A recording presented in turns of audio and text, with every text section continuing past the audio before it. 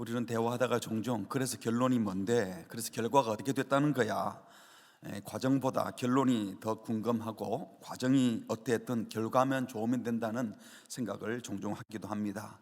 여러분, 그렇다고 해서 신앙생활도 한번 예수 믿고 천국 가기만 하면 된다라고 생각한다면 오해입니다. 특별히 한국 교회 신앙 형태를 보면 회개하고 예수님 영접했나, 거듭났는가, 그리고 오늘 죽으면 천국 갈 수 있는가, 종말의 문제를 다루면서 한번 예수 믿고 천국 가기로 결정되었으면 그 중간 과정, 주님과 동행하고 주님을 따르는 삶은 선택사항인 것처럼, 잘하면 좋고 안 해도 될 것처럼 생각하는 경향들이 있습니다. 그러다 보니 예수 믿고 구원받는다, 천국 간다는 얘기만 계속하고 일상의 삶에는 무관심한 경우가 많은 것 같습니다.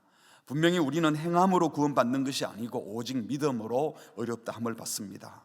십자가의 대속의 은혜는 완전해서 과거의 죄뿐만 아니라 현재 미래의 죄까지도 충분히 다 용서하십니다. 맞습니다. 그런데 이 말씀이 예수의 죽음과 부활만 믿으면 단번에 구원받으니까 신앙의 과정은 필요 없다는 말씀이 결코 아닙니다. 만일 대속적 죽음과 부활이 신앙의 전부이고 소위 이단인 구원파, 여러분 죄사함 거듭남의 비밀 광고 많이 보셨죠? 박국수 2단입니다. 구원파. 거기서 하는 말들은 죄사함의 거듭남의 비밀을 제대로 깨닫고 사죄의 은총을 입으면 중생하기만 하면 그 이후에는 그냥 죄 짓지 않고 성결한 삶이 사라지고 천국에 갈 수 있다는 것처럼 얘기합니다. 만약에 그렇다면 왜 예수님이 사람의 몸으로 오셔서 인간의 아픔과 고통을 다 경험하시고 33년의 생애를 사실 이유가 뭐가 있겠습니까? 오시자마자 바로 십자가에 죽고 어린 아기 때 죽고 그냥 살아나면 되는 거 아닌가요? 재물이 필요했다면 왜 공생의 3년이 왜 필요했고 산상설교 같은 수많은 교훈과 가르침들은 왜 필요했겠습니까?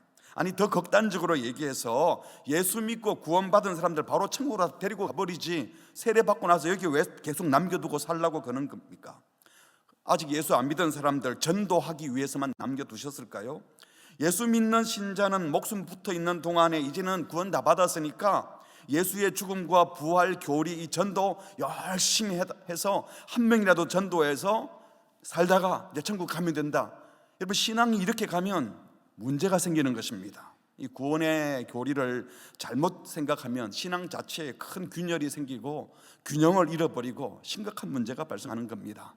결론부터 말씀드린다면 예수 그리스도는 우리를 거듭나게 하시고 마지막 천국에 들어가게 하시는 분만이 아니라 거듭난 우리들이 천국에 이를 때까지 하나님 나라 백성으로 살아가는 우리의 전 생애를 인도하는 분인 줄 믿습니다. 그러므로 예수님 믿고 중생하는 것 매우 중요해요. 그러나 중생한 것은 새로운 생명을 얻었으면 그 생명으로 예수님과 동행하는 삶을 살아가는 것도 매우 소중합니다. 그 과정 중에는 기쁨도 있고 슬픔도 있고 감사도 절망도 좌절할 일도 있겠지만 주님은 그 모든 생애 가운데 함께 하시고 우리를 인도해 주시는 분이십니다. 어쩌면 우리 신앙생활의 대부분은 바로 그 과정에 대한 것이고 성경의 수많은 메시지는 그 과정 중에 있는 삶을 이야기하는 겁니다. 오늘 본문이 바로 그 말씀을 해주시는 거예요.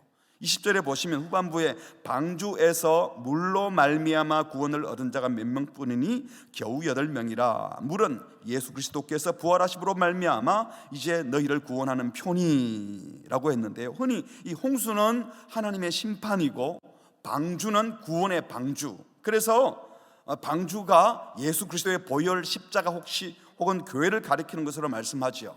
그렇다면 이 방주를 통하여 어디에서 건진받은 겁니까? 홍수 심판, 물에서 구원을 얻은 자, 이렇게 맞잖아요. 그런데 오늘 본문에 보니까 물에서 구원받았다 하지 않고 방주에서 뭐라고 그랬죠? 물로 말미암아 구원을 얻은 자라고 말했습니다. 그러면서 그 물이 너희를 구원하는 표인데, 물이 심판의 물이 아니라 구원하는 표인데 물에 빠진 자를 건져내어 떠 있는 방주에 태우는 것을 구원이라고 말하지 않고, 지금 오늘 사도 베드로는 심판의 홍수라고 여겨졌던, 심판의 물이라고 여겨졌던 그 물이 구원하는 표라고 말을 하고 그 물이 바로 세례라고 말씀하십니다. 매우 중요한 의미를 담고 있는 것이죠. 이 본문 이해를 위해서 우리가 계속 살펴보고 있는 이 단락을 다시 한번 살펴보려고 합니다.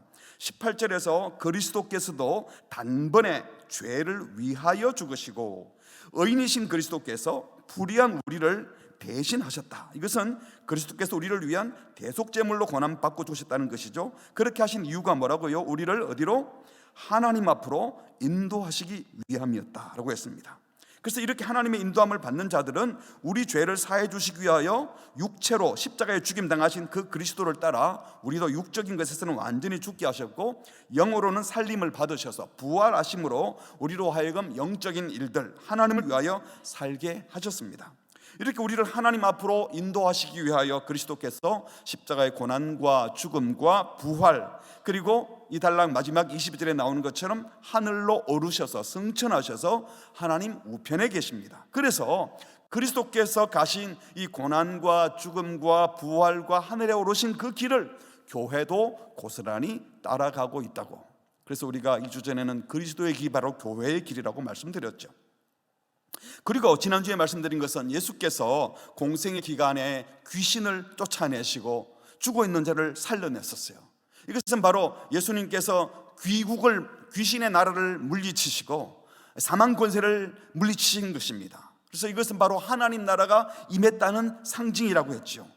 그리고 그리스도께서 실제로 이제 죽음 권세를 깨치시고 죽으시고 부활하셨을 때 죽음의 권세인 마귀는 이미 망하여 옥에 갇히고 말았습니다. 지금 사탄과 그 수하의 귀신들이 날뛰는 것처럼 보일지라도 그들은 이미 망한 존재이고 결박된 존재입니다. 그래서 부활하신 그리스도께서 어떻게 하셨다고 했습니까? 지난주 보신 것처럼 19절에 그가 또한 영으로 가서 옥에 있는 영들에게 선포하시니라. 부활하여 하늘에 오르시는 중에 이 악한 권세, 타락한 천사들, 마귀들이 결박된 옥으로 가셔서 당신의 부활 승리를 선포하셨다는 겁니다. 사탄을 향하여서는 너 꼼짝 마, 너는 죽은 목숨이야, 사망한 존재야 하고 경고를 날리시고 우리들에게는 내가 이미 사탄을 결박했다, 걱정하지 말거라 하는 위로와 격려의 말씀을 주신 것이 옥에 있는 영들에게 선포하신 것이었죠. 그러니까 그리스도께서 부활하신 후에 하늘에 오르시면서 옥에 있는 영들에게 선포하신 것은 어떤 사람들의 주장처럼 연옥에 갇혀 있는 죽은 영혼들에게 두 번째 기회를 주기 위해서 전도하신 것이 아니라 당신의 부활 승리를 선포하신 것입니다. 마치 예수님께서 세례를 받으실 때에 공생애를 시작할 때 하늘에서 음성이 들려왔죠. 이는 내 사랑하는 아들이요 내가 기뻐하는 자다라고 공적인 선언과 함께 공생애를 시작하신 것처럼 이제 구속 사역을 완성하시고 부활하여 하늘에 오르시는 가운데 옥에 결박되어 있는 악한 영들에게 당신의 승리를 공적으로 선포한 것입니다. 그러므로 옥에 있는 영들에게 선포하신 것은 전도가 아니라 그리스도께서 당신의 승리를 공적으로 선언하시면서 그 그리스도를 따르는 우리 교회도 이미 승리한 교회라는 것을 우리에게 확증해 주시고 우리도 그 승리를 이미 받았다고 보여주신 놀랍고도 영광스러운 사건인 겁니다. 그러므로 그리스도를 따르는 교회, 그리스도의 이 승리의 선언 선포를 듣고 있는 교회 역시 이미 승리한 교회인 줄 믿습니다. 궁극적으로 이 하늘의 교회는 이렇게 승리한 교회, 온전한 교회이죠. 그리고 이 땅의 교회 역시도 마지막 종말에는 그 하늘의 교회와 완전히 하나가 되어서 승리의 창가를 부를 거예요. 그러나 지난주에 말씀드렸던 것처럼 지금 이 땅의 교회는 여전히 하나님께로 이동 중에 있는 교회, 순례하는 교회라고 말씀드렸습니다. 하나님 나라가 이미 임했지만 아직 마지막 완성 날은 오지 않았기 때문에 그 사이에서 우리는 영적 전투를 치르고 있는 거예요. 그래서 예수 믿고 구원받고 천국 가는 그 상황 속에서 사탄의 공격이 있을 때 놀라거나 두려워하지 말고 승리하신 그리스도와 함께 승리할 것을 믿고 담담하게 끝까지 그리스도를 따르는 자들이 교회여야 한다고 말씀드렸죠. 그래서 우리는 이미 승리하는 교회이지만 승리가 확정된 자들이지만 이미와 아직 사이에 계속 영적 전투를 치르고 있어요. 다른 말로 하면 이동 중에 있는 교회, 순례하는 교회, 과정 중에 있는 교회라는 겁니다. 이런 차원에서 신자의 구원이라는 것도 어느 한 지점에서 완성된 것이 아니라 주님 앞에서는 그 순간까지 계속되는 여정이다, 과정이다 라고 말씀할 수 있는 겁니다. 그래서 우리 신앙생활은 여행하는 거예요. 옆 사람과 이렇게 이야기합시다. 우리는 여행 중에 있습니다. 여행 중에 있어요. 지금 어디로? 하늘나라를 향하여. 그리스도께서 당신의 부활 승리를 옥에 있는 영들에게 선포했다는 말씀과 함께 그 옥에 있는 영들이 누군지 이렇게 설명했죠. 그들은 전에 노아의 날 방주를 준비할 동안 하나님이 오래 참고 기다리실 때에, 노아 시대의 방주를 준비하는 120년 동안 노아는 의를 전파했지만 악한 영들은 모든 인류를 비참한 죄악에 빠지게 하고 자기도 하나님께 복종하지 않았다. 복종하지 않은 이들이 바로 옥에 있는 영들이라고 했습니다. 베드로후서에서 사도는 이들이 바로 사탄, 범죄한 천사들이라고 했죠. 베드로후서 2장 4절에 보니까 하나님이 범죄한 천사들을 용서하지 않고 지옥에 던져 넣어서 어두운 구덩이에 둬서 심판 때까지 지키겠다. 여기서 타락한 천사, 악한 영들을 옥에 가두었다고 하면서 노아 시대를 언급했죠. 옛 세상을 용서하지 아니하고 오직 의를 전파하는 노아와 그 7 식구를 보존하시고 경건하지 아니한 자들의 세상에서 홍수를 내리셨다. 그러니까 이때 하나님이 홍수로 범죄한 자들을 심판하시고 범죄한 자들인 사탄들은 지옥에 던져서 마지막 심판 때까지 지키게 하셨지만 노아와 그 7 식구는 방주를 만들어서 보존하셨다라고 했습니다. 지금 우리가 읽고 있는 베드로전서에서도 사도에 있는 옥에 있는 영들을 사도는 범죄한 천사들이다라고 언급하면서 20절에 방주에서 물로 말미암아 구원을 얻은 자가 몇 명뿐이니 겨우 8명이라. 노아 시대 방주에서 물로 말미암아 구원을 얻었다. 그리고 자연스럽게 그 물이 바로 예수 그리스도께서 부활하심으로 말미암아 우리를 구원하는 표, 곧 세례를 상징하는 것이다 라고 했습니다. 다시 말씀드리면 방주에 들어간 자들은 방주 때문에 물에서 구원받았어요. 심판의 도구였던 홍수의 물로부터 구원받았다라고 표현하지 않고 방주에서 물로 말미암아, 이게 말미암아 전치사 디아 이걸 썼는데 물에 의해서, 물을 통해서, 물 때문에 구원을 받았다 이렇게 말합니다. 조금 이상하지 않습니까? 왜 방주에서 물로부터 구원받았다 하지 않고 방주에서 물로 말미암아 물 때문에 물을 통하여 구원을 받았다고 했을까요? 먼저 방주에서, 이 방주는 분명 홍수 심판을 피할 수 있었던 유일한 구원의 수단 맞습니다. 그리고 방주에 들어가지 못한 사람들은 홍수 물 때문에 심판을 받았어요. 하지만 방주 안에 있던 사람들은 물 때문에, 물에 의해서 그 방주가 안전하게 계속 뜨게 해주셨어요. 방주를 밀어 올린 것은 물이죠. 그래서 구원을 얻게 되었다 이렇게 표현하는 거예요. 그러니까 노아 홍수에서 심판의 상징이었던 그 똑같은 물이 죄인들에게는 무슨 수단이에요? 심판의 수단. 그러나 동시에 방주에 타고 있던 사람들에게는 그게 무슨 수단이라고요? 구원의 수단이라는 겁니다. 방주를 떠오르게 하는. 그런데 방주는 물 위에 떠 있기만 한 것이 아니라 이렇게 이동을 했지 않습니까? 어디로 갔습니까? 창세기 8장 4절에 보니까 아라랏 산으로 이동했어요. 이 똑같은 물이 심판의 물이기만 한 것이 아니라 떠오르게 하는, 그리고 그 배가 아라랏 산으로 이동하게 하는 구원의 수단이었다고 사도 베드로는 언급하는 겁니다. 그래서 21절에 그 물을 구원의 모형인 상징인 뭐랑 연결하는 거예요? 세례와 연결을 하는 겁니다. 21절에 보시면 물은 예수 그리스도께서 부활하심으로 말미암아 이제 너희를 뭐 하는 표라고요? 구원하는 표. 이 물이 심판의 표가 아니라 무슨 표로? 구원하는 표, 즉 세례다. 이게 표라는 말은 헬라어로 안티투폰, 영어로는 안티타입, 반모형, 영어로는 이 심벌이라고 할 수 있어요. 예시. 그러니까 나중에 성취될 것을 미리 예시해주는, 예표해주는 것. 그것이 바로 홍수시대의 물이었다는 것.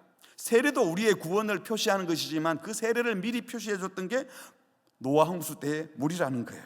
그러니까 어떤 의미에서 이 노아 홍수 때의 물이 이 세례를 표현하는 것일까요? 기독교회에서 우리 한국말로는 세례하면 세자가 씻을 세자를 써서 죄를 씻는 예식으로만 생각을 하는데 영어로나 또 헬라어 원문에는요 밥티조 이러면 잠그다 이런 뜻이에요. 잠그다. 여기서 영어도 밥티스트, 밥티즘 이러면 이게 세례, 또 세례교인을 가리키죠. 원래 세례란 말은 물속에 싹 잠겼다가 다시 나오는 것, 그 예식이 세례입니다.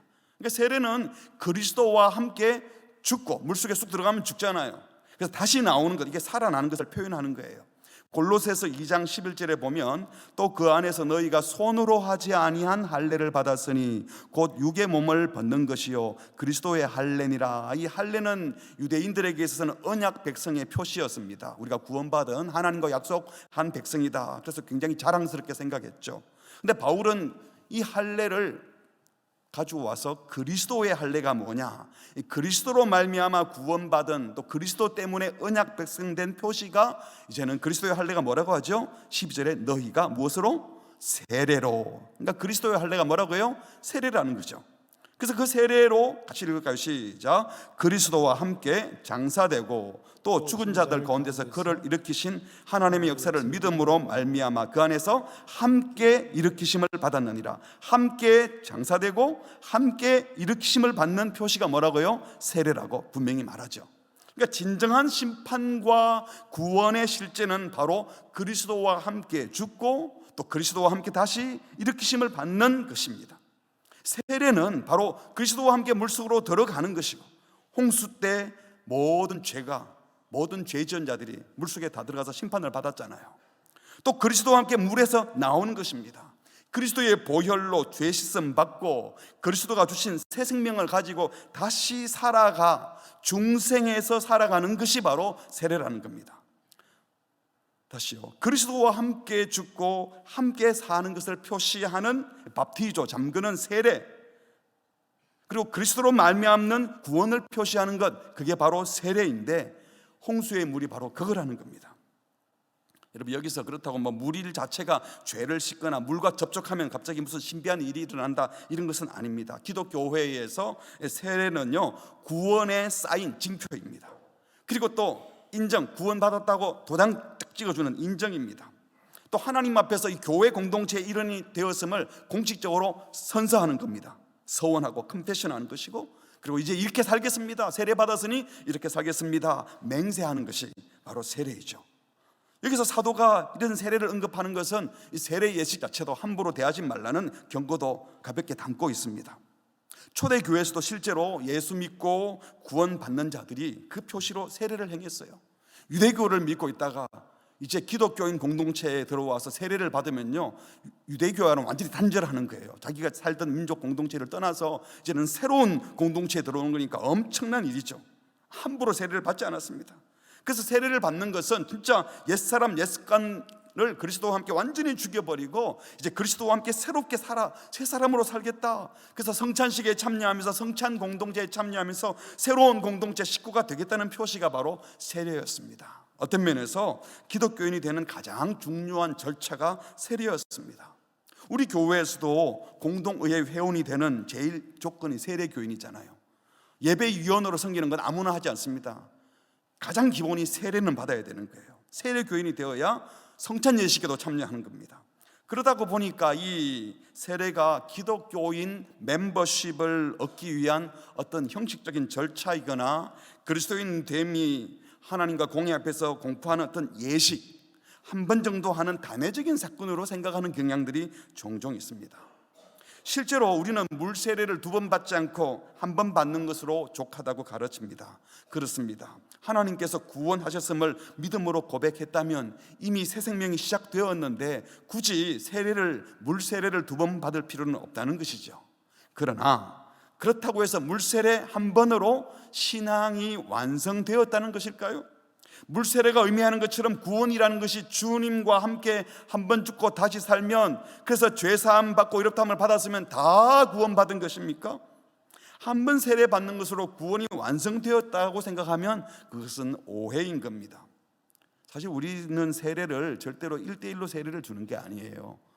특별한 경우에, 또 임종을 앞두고 있거나 정말 특별한 경우에는 개인적으로 세례를 베풀지만 반드시 공회 앞에서 베풀게 합니다. 그 이유는 세례 받는 사람도 중요하지만 세례 받는 모습을 공회원들이 함께 보면서 내가 세례 받았던 것을 생각하면서, 그래, 내가 죄와 함께 죽고 주님과 함께 다시 살아야지, 이것을 정기적으로 살피고 보는 우리의 신앙의 행위가 되는 것이기 때문에 공의 앞에서 세례를 행하는 겁니다. 그래서 여러분, 세례를 내가 안 받아도 축하하기만 위해서 오는 것이 아니라 모든 공동체 식구들이 세례식에 참여하는 것은 굉장히 의미 있는 일인 것이죠. 세례는 하나님이 그리스도 안에서 행하신 그 구원의 은혜를 받아들이고 그리스도와 함께 죽고 그리스도와 함께 다시 살아난 삶을 고백하고 새 생명을 시작하는 표시입니다. 결코 세례가 구원의 끝이 아닙니다. 구원의 전부가 아닙니다. 세례는 구원 여정의 시작을 알리는 것입니다. 특별히 베드로 사도는 노아의 홍수 심판 때 방주에서 물로 말미암아 구원받은 그것을 세례라고 하면서 물의 기능을 방주에 타지 않은 죄인을 심판하는 물인 동시에 그 홍수로 인하여 노아와 7 식구가 타고 있던 그 방주가 물 위에 떠오르게 해서 아라랏 산으로 이동하게 한 것이 물이라고 묘사하고 있습니다. 굉장히 중요합니다.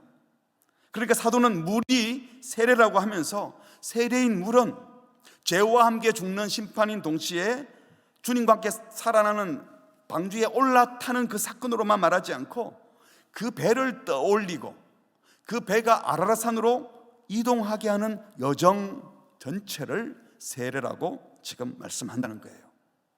그러니까 세례는 예수 그리스도께서 성취하신 승리를 통해 우리를 구원하는 믿음으로 그리스도와 함께 죽고 함께 사는 것을 공적으로 선언하고 서약하는 표시일 뿐만 아니라 공동체 앞에서 객관적으로 공적으로 신앙의 일원이 되었음을 선포하고 또 계속 그 공동체 일원으로 살아가겠다고 계속 전진하여 나아갈 것을 맹세하는 전 과정, 그것을 세례로 이야기한다는 겁니다. 그러니까 세례는 일순간의 사건이 아닌 회개와 믿음, 교회의 일원이 되어 주님과 동행하는 삶을, 주님을 닮아가는 삶을 성화, 영화에 이르길 때까지 나가는 모든 과정을 지금 베드로는 세례라고 표현하고 있습니다. 세례를 2번, 3번 받자는 뜻이 아니라 사도 베드로가 세례의 의미를 그렇게 말씀하고 있다는 거예요. 왜 그렇게 말씀합니까? 사도 베드로는 그때 한번 세례받고 구원받은 성도들이 벌벌 떨면서 중간에 고난 때문에 신앙에서 떠날까 봐 걱정하면서 그 신앙의 지조를 지키고 믿음으로 계속 살아가기를 권면하는 중에 있지 않아요. 그래서 그 홍수의 물이 심판의 물이기만 한 것이 아니라 배를 떠있기만 한 것이 아니라 배를 아라랏산으로 이동하게 하는 구원의 물, 이동하게 하는 물이 세례라고 하십니다. 자격증 하나 얻는 것이 세례가 아니라는 것입니다. 여정이고 과정이라는 겁니다.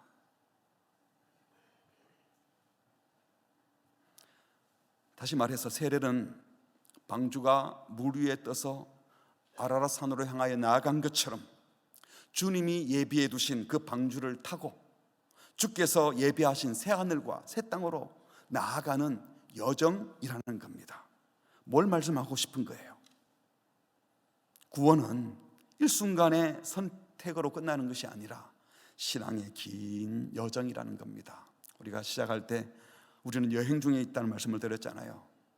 구원을 단지 죄사함, 그 다음에 비밀을 외치면서 구원파처럼 예수를 구주로 한번 영접하는 그 구원받으면 모든 것이 다 완료된 것처럼, 저절로 성화도 되는 것처럼, 그거 안 되면 짜릿한 구원의 경험이 없으면 아무것도 되지 않은 것처럼 생각하는 것은 큰 오해입니다.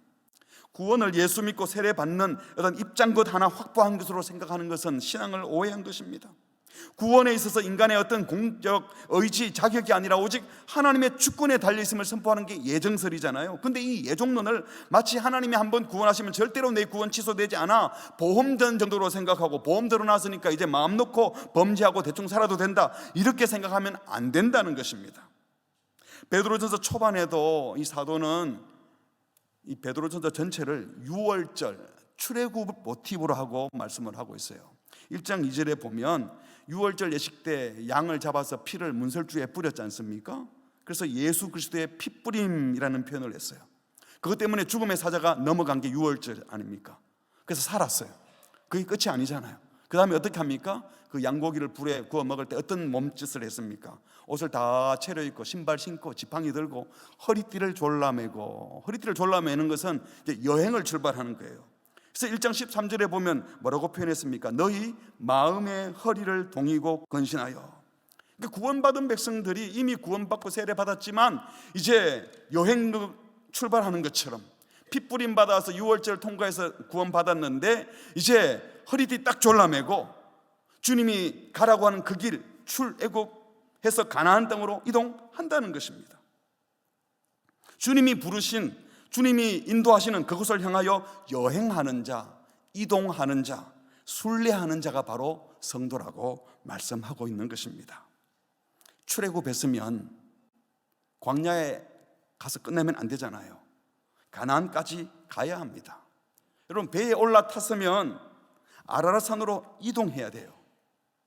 신자의 삶은 한순간의 선택으로 끝난 것이 아니에요. 배 탔으니까 끝난 게 아니라는 거예요. 새 하늘과 새 땅으로 나아가는 긴 여정, 과정이라는 겁니다. 생각해 보세요. 노아의 가족들이 홍수가 나서 사람들 다 빠져 죽는데 방주에 올라타게 되었을 때에 얼마나 감사했겠습니까? 그리고 얼마나 안타까웠겠어요. 같이 타지 못한 사람들 때문에. 그런데 이 방주에서 계속 이렇게 보내야 되나 하니 막막하기도 했을 겁니다. 여러분, 방주에 올라타고 신난다고 야, 우리 방주에 탔다, 우리는 물에 안 빠져 죽고 살아났다, 그렇게 기뻐하는 것을 몇 시간 했을까요? 얼마나 해야 될까요? 그렇다고 방주 안에서 평생 살 생각하고 방주를 아름답게 치장하고 가꾸고 거기에서 뿌리 박고 살겠다, 여기 8명 식구 가운데 누가 더 넓은 땅을 차지하나, 그래서 방주 안에서 땅 나누기 하고 땅 싸움하고 그러고 경쟁하면서 살아야 되겠습니까? 방주를 통해 물에 빠지지 않도록 자기를 잘 지키되 그 물 때문에 떠 있을 수 있음에 감사하고 그리고 또 마른 땅을 찾아 나서야 한 겁니다. 계속 홍수가 넘치는 것 같아도 하나님이 약속한 날이 있을 것을 믿고 하나님이 예비하신 그 아라랏산, 하나님이 예비하신 새 하늘과 새 땅을 향하여 나아가야 하고 이동해야 한다는 겁니다. 여러분, 만일 방주가 물 위에 평생 떠 있기만 하고 아라랏산으로 이동하지 않는다면 얼마나 큰 저주일까요? 아무리 안전한 배, 아무리 큰 배, 아무리 대단한 배라 할지라도 망망대해 위에 그냥 떠 있기만 한다면요, 이거 무섭습니다. 간혹 크루즈 여행하는 분들 계시잖아요. 한 달짜리, 2달짜리 크루즈 여행 하시는데 갑자기 이거 지금 2달 식량이 다 떨어가지만 이 배는 이제 못 내립니다. 계속 배 위에 있어야 됩니다. 일단 우리가 최선을 다해서 있는 대로는 여러분을 도와드리겠습니다. 그러나 배에서는 못 내리게 되었습니다. 이러면 어떻겠어요? 야, 신난다, 여행 떠났는데 계속 여행이다, 이러겠어요? 우리가 여행을 가도 돌아오는 목적지가 있고 돌아올 곳이 있을 때 우리가 여행을 즐겁게 하지, 어디로 가는지 모르면서 계속 떠 있으면 그건 무서운 일이 되는 겁니다. 방향 없이 떠 있기만 한다면, 망망대해에 그냥 떠 있기만 한다면 무슨 의미가 있는 겁니까? 우리 인생도 마찬가지예요. 방향과 목적을 잃은 구원은 구원이 아니라 저주입니다. 방주에 올라타기만 하는 것은 구원이 아니라는 겁니다. 그러므로 홍수에서 우리가 구조됐다는 그 사실에만 만족하지 말고 하나님이 인도하시는 그곳을 향해서 새하늘과 새 땅으로 방향을 잡고 나아가야 합니다. 20절 마지막에 사도는 방주에서 구원받은 가족들의 숫자가 8명이라고 구체적으로 밝히고 있어요. 방주에서 물로 말미암아 구원을 얻은 자가 몇 명뿐이니 겨우 8명이라. 8명 우리가 알죠. 창세기 7장 13절에 보면 노아 부부와 세 아들 세 자부, 그래서 8명인데요 왜 8이라는 숫자를 밝혔을까요? 성경에서 8이라고 하는 것은 창조의 7일 다음에 나오는 8번째 첫날로 새 창조의 상징으로 봅니다. 이 초대 교회에서는 이 상징성을 살려서 부활 기념일을 제8일 이렇게 불렀습니다. 그러니까 옛 창조가 지나가고 예수님이 부활하신 새 첫날인 8일, 이 날을 통해서 예수님과 함께 이제 완전히 새로운 세계가 열려지는 것이죠. 그래서 초대 교회에서 노아는 이 옛 세상을 심판하실 때 새 창조의 세계로 들어간 대표적인 인물로 노아를 거명했습니다. 그러니까 이 노아의 방주는 아라랏산으로 간다. 이것은 새 창조의 세계, 새 하늘과 새 땅으로 나아가는 것을 상징해 주었다는 겁니다. 오늘 저와 여러분이 세례받고 난 다음부터 주님과 함께 새날을 시작하는 거예요. 우리가 예수 믿고 이 세상에서 건진 받은 것은 그냥 배에 올라타기만 하기 위해서 구원받은 것이 아니라 주님께서 새롭게 열고 계시는 그 새 창조의 날, 하나님이 부르시는 그 부름의 장소로 나아갈 자들입니다. 하늘 보좌를 향하여, 주님이 부르신 그 부름의 목적에 향하여, 주님이 살아가시던 그 삶의 아름다운 모습을 따라서 그것을 위해서 구원받은 거예요. 근데 많은 사람들이 예수 믿고 세상에서 구원받았다 그래 놓고는 다시 세상으로 들어가서 세상 복을 구하고 있으면 안 된다는 겁니다. 방향을 모르면 왜 구원받았는지, 무엇을 위해 구원받았는지, 어디로 구원받는지 모르면요, 구원받았다는 말만 하고 성도의 삶이 엉망진창이 되는 겁니다. 방향을 모르니까 마치 이 세상의 바다에서 건짐을 받아가지고 그 바다에서도 먹지 못할 썩은 고기 누가 더 많이 낚나 이런 경쟁에 하고 있고, 그 바다에 뒤에 들어가서 누가 더 많이 고기 잡나 비교 경쟁하고 적게 잡았다고 우울해하고, 그 짓이 바로 어쩌면 예수 믿고 구원받고 세상 나가가지고 세상에 그 사람들과 경쟁해서 돈 적게 벌었다고, 큰 집 못 산다고, 그 사람들이 만들어둔 질서 안에서 1등 못했다고 하는 것이나, 방주에서 뛰어내려서 홍수에 들어가서 싸우는 거랑 똑같은 겁니다. 하나님을 향하여, 하나님이 부르신 그 부름을 향하여 나아가야 합니다.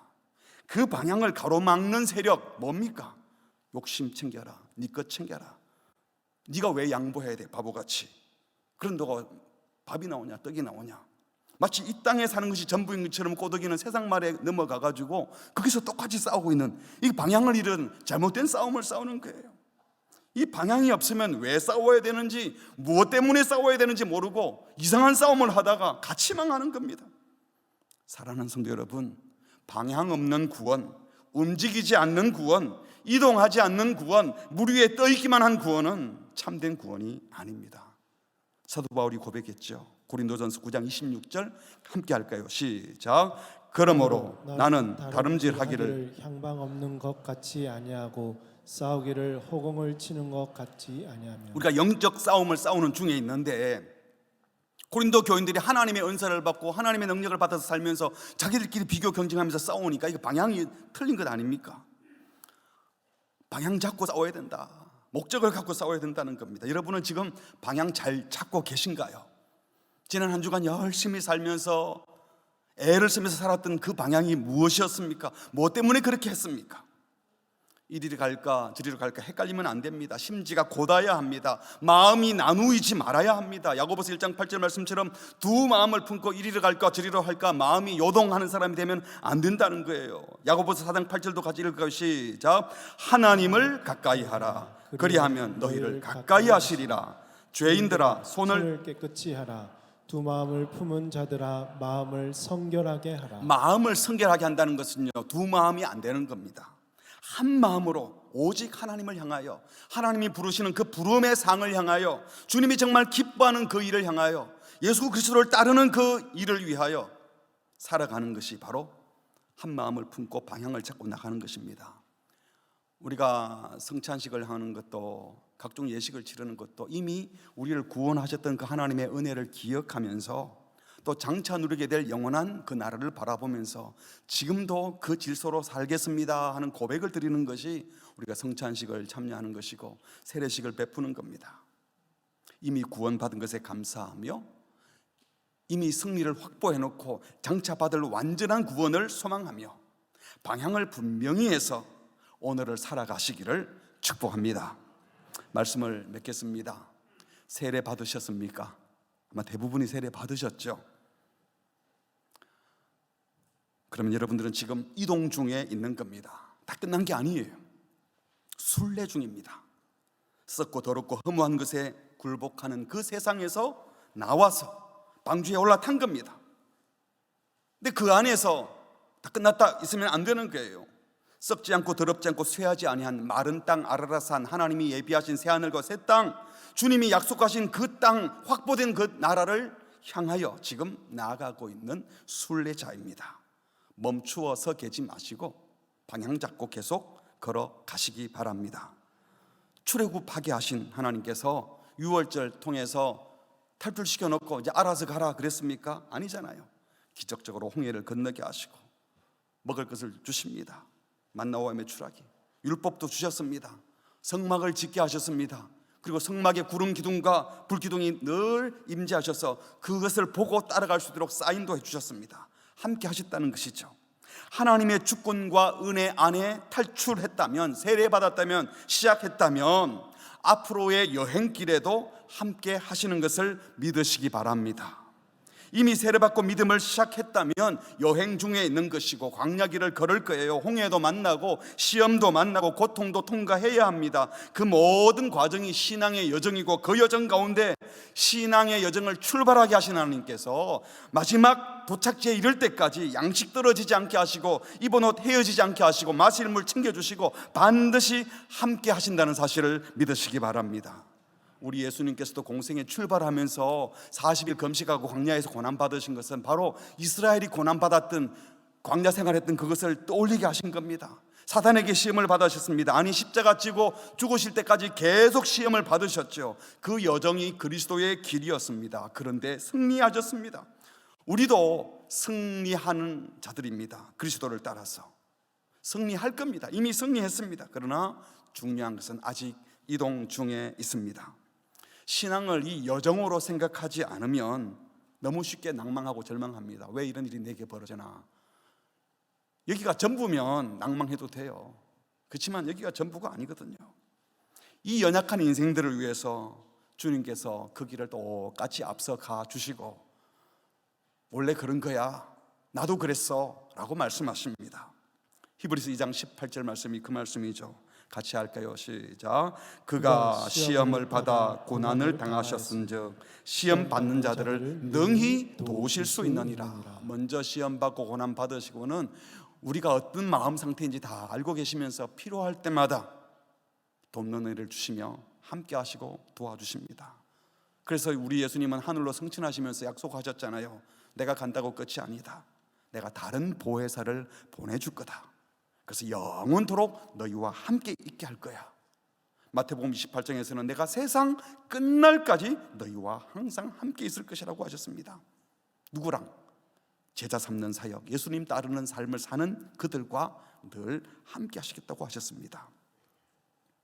사랑하는 성도 여러분, 교회, 믿음의 공동체, 여러분 한 사람 한 사람 주님이 세우셨고 주님이 출발하게 하셨습니다. 그렇다면 교회를 공격하는, 신자들을 공격하는 죽음의 세력, 거짓 세력, 19절 말씀처럼 이미 옥에 갇혀있고 주님이 승리했다고 그들에게도 선포하시고 우리에게도 선포하셨습니다. 승리할 겁니다. 승리했습니다. 그럼에도 불구하고 우리는 지금 순례 과정에 있습니다. 그 과정에 만나는 각종 큰 일들, 어려운 일들 두려워하지 마시고, 나는 지금 순례자다, 이동 중이다, 조금 돌아갈지 몰라도, 잠시 멈출 수 있을지 몰라도 나는 계속 이 방향으로 갈 것이다 라고 선언하십시오. 매일매일 십자가 앞으로, 매일매일 하나님께로 더 가까이 나아가십시오.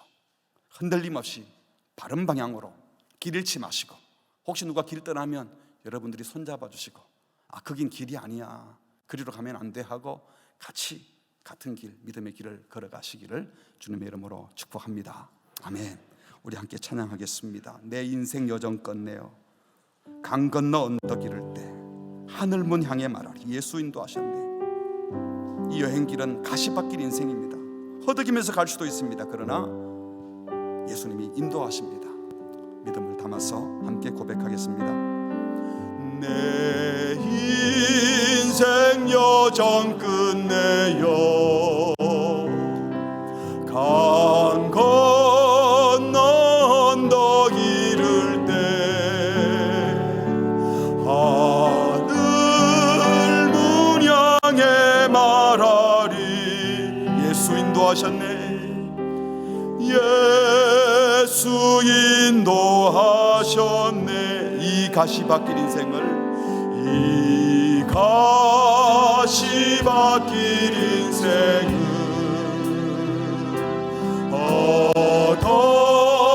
허덕이면서 갈 때에 시험과 환난 많으나 예수 인도하셨네. 예수 인도하셨네. 매일 발걸음마다 매일 발걸음마다 예수 인도하셨네. 나의 무거운 죄 짐을 모두 벗고 하는 말 예수 인도하셨네. 내 밟은 발걸음마다 내 밟은 발걸음마다 주 예수 보살피시사 승리의 개가 부르며 주를 찬송하리라. 주를 찬송하리라. 매일 발걸음마다 예수 인도하셨네. 나의 무거운 죄 짐을 모두 벗고 하는 말 예수 인도하셨네. 매일 발걸음마다 매일 발걸음마다 예수 인도하셨네. 나의 무거운 죄 짐을 모두 벗고 하는 말 예수 인도하셨네. 우리 같이 기도하겠습니다. 신앙생활은 여정입니다. 우리 기독교 교리의 예정서를 믿는 것은 참으로 중요한 것입니다. 주님의 주권을 믿는 거예요. 그렇다고 해서 그 이신칭의의 교리, 오직 믿음의 교리 때문에 나 구원 티켓 확보해 놨으니 이제 마지막 천국만 가면 돼 하고 일상의 삶을 대충 산다면 주님의 구원을 무시하는 겁니다. 우리가 받은 구원, 사도 베드로의 외침대로 방주에 올라타는 것만이 구원이 아니라는 겁니다. 방주에 올라탔다가 썩은 물 보고 홍해 보면서 나는 구원받았어 이것만 계속 노래 부르고 있으면 되겠습니까? 주님이 부르시는 부름의 상을 향하여, 주님이 우리를 구원하신 목적을 향하여 나아가야 합니다. 그게 무엇입니까? 예수님 닮아가는 것이고 예수님을 따라서 믿음의 공동체, 사랑의 공동체를 이 땅에 이루어가는 것입니다. 하나님을 경외하는 예배를 드리며 이웃을 사랑하며 그리고 아름다운 공동체를 위해서 함께 이 땅에 하나님 나라를 이루어가는 것입니다. 이 시간 기도할 때 구원은, 신앙은 여정인데 마치 티켓 확보한 것처럼 살고 이 땅의 삶에, 일상의 삶에 등한이 있다면 주님 용서해 주십시오. 그리고 일상의 삶에서 우리가 받은 구원을 선포하고 우리가 가야 될 목적지를 사람들에게 보여주면서 하나님 이 땅에서 하나님 나라를 일구는 삶을 살게 해 주십시오. 큰 시험과 환난이 닥친다 하더라도 여행 중에 있는데 그것 때문에 절대로 망하지 않습니다. 출발하게 하신 하나님은 도착지까지 안내하실 겁니다. 우리 함께 하겠다고 약속하셨는데 그 약속 붙들고 끝까지 방향 흐트러지지 않고 두 마음 품지 않고 정한 마음으로 주께로 나아가게 하여 주시옵소서. 우리 합심해서 같이 기도하시겠습니다. 하나님 아버지,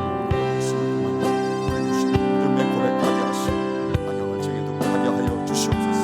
신앙 여정이라는 소리를 기억하고 순례 중에 있는 교회, 순례 중에 있는 성도 옆으로 세지 말게 하여 주시옵소서. 하나님 방주에 올라탄 것만으로 기뻐하지 말게 하시고 이제 주께서 안내하시는 그 방향으로 목적지를 향하여 나아가게 하여 주시옵소서. 새 하늘과 새 땅, 하나님이 예비하신 그 나라를 향하여 주님이 나시는 그 사랑의 나라로 우리를 안내하실 것을 믿고 지금 그 나라를 사모하는 사랑을 하여 주시옵소서.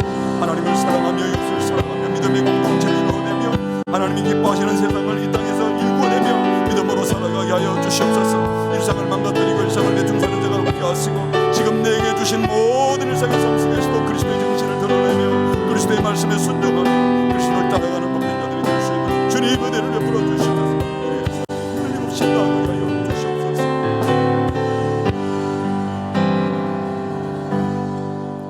큰 구원으로 우리를 사망 권세에서 건져내신 주님, 그 주님께서 출발만 시키는 것이 아니라 마지막 종착역에 이를 때까지 매일매일 함께 하시고 우리를 돌보시고 지키시고 인도하시는 것을 믿습니다. 이 영광스러운 구원, 이 신실한 구원, 이 복된 구원을 받은 자로서 여행 중에 있는데 조그만한 돌부리에 걸려 넘어졌다고 작은 사건 사고 때문에 마음 흐트러지지 말게 하시고, 주께서 우리를 어떻게 구원하셨는지, 어디로 인도하시는지 늘 생각하며 정한 마음으로 주님이 부르신 그 하늘 보좌를 향하여 믿음의 공동체를 일구며 믿음의 친구들 손잡고 같이 바른 방향으로 나아가게 하여 주시옵소서.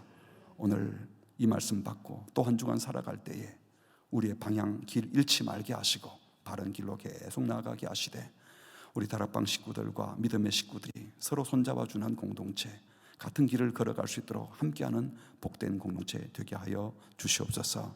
예수님의 이름으로 기도합니다. 아멘.